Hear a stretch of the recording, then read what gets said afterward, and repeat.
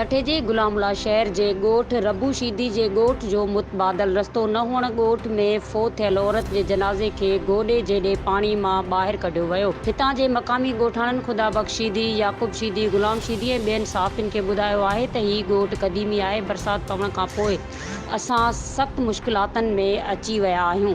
असां जनाज़ो बि कढी नथा सघूं। असां काफ़ी दफ़ा हिन तक जे MP ऐं MNA वटि दाहियो आहे पर केर बि ॿुधण लाइ तयारु न आहे। हुननि वधीक चयो त असां जे भर में बासर ज़मींदार अब्दुल्ला ख्वाजा असांजा लंघ बंदि करे छॾिया आहिनि।